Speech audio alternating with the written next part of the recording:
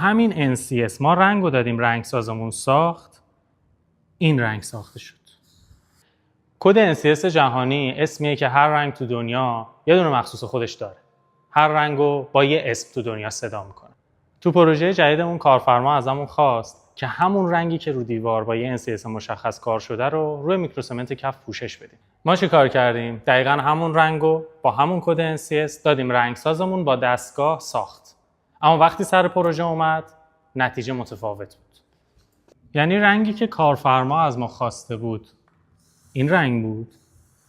وقتی با همین NCS ما رنگ رو دادیم رنگسازمون ساخت، این رنگ ساخته شد. تفاوت چی بود؟